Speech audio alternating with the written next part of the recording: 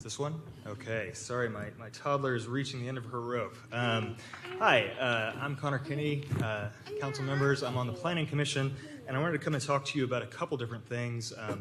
I wanted to make sure that you guys take a close look at some of the stuff that we went in to really fix a lot of the technical issues, but I mostly wanted to talk about the anti-displacement plan that we adopted. We can go to the next slide. I did this with Commissioner Hart, who's also here. Next slide.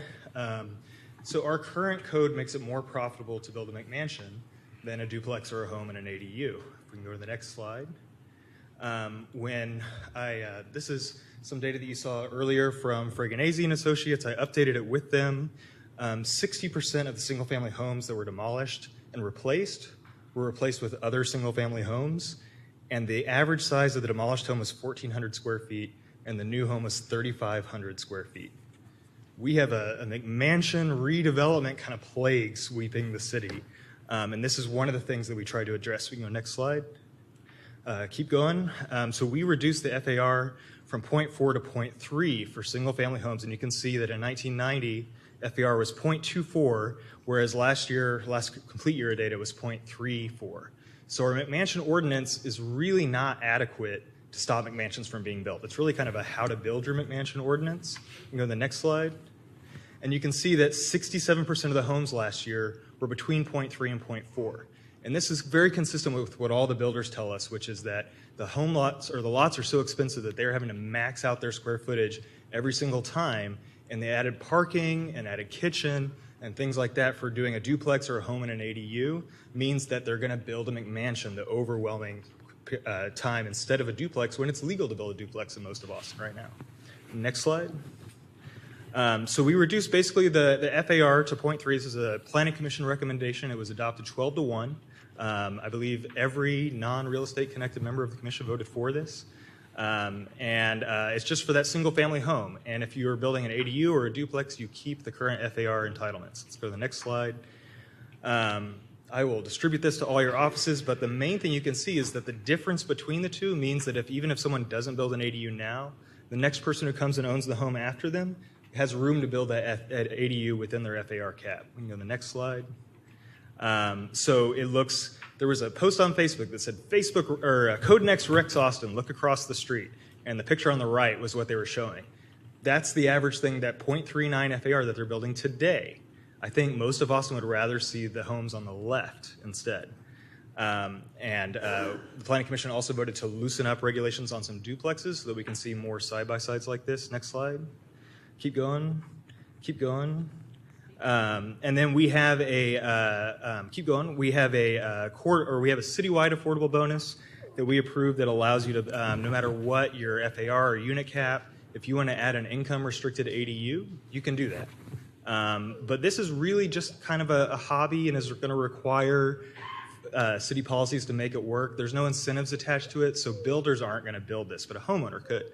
Let's keep going. The corridor ADU bonus, this is the one that actually works. I spent months working with consultants and builders and city staff to find a residential scale affordable bonus that works. This is the only one, I can tell you. Otherwise, they don't work till about 10 units or more.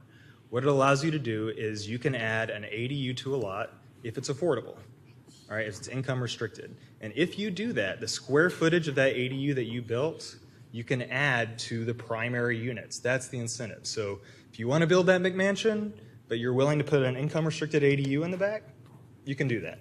All right, you want to build a bigger duplex and have a permanently restricted ADU bonus in the back, you can do that.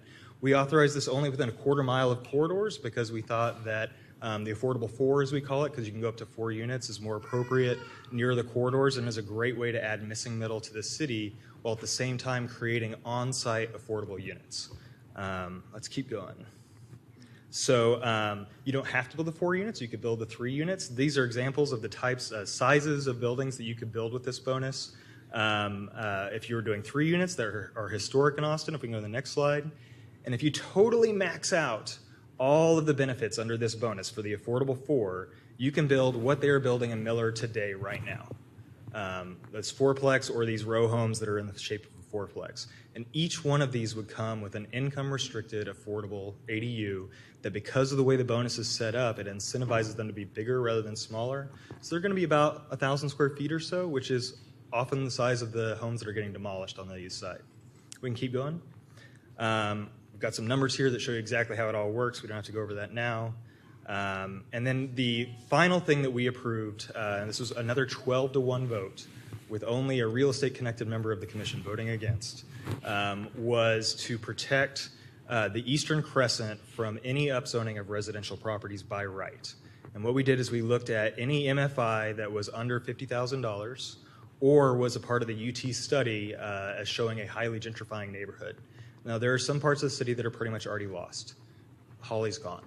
You know, French Place, Cherrywood, those are no longer affordable places to live. Miller never was. The rest of these places can and should be, and we are proposing to essentially rectify the desired development zone and a lot of the policies that are frankly rooted in racism in this city going back a long time, that we want to take this area and just relieve a little bit of the pressure on it while taking the pressure off by allowing the missing middle and the transition zones, et cetera, that you've heard about in the rest of the city. I want to emphasize that the transition zones that we approved were another 12-to-1 vote, with every single non-real estate connected member of the commission voting for those transition zones. So I do hope that you guys look at the large number of 12-1 and 13-0 votes that we had, and even the 8-5 votes maybe. We worked very, very hard and put in a lot of hours. I'm getting reacquainted with my children after the process to really try and find some consensus and some compromises. Thank you very much. Mayor, I have a question for Mr.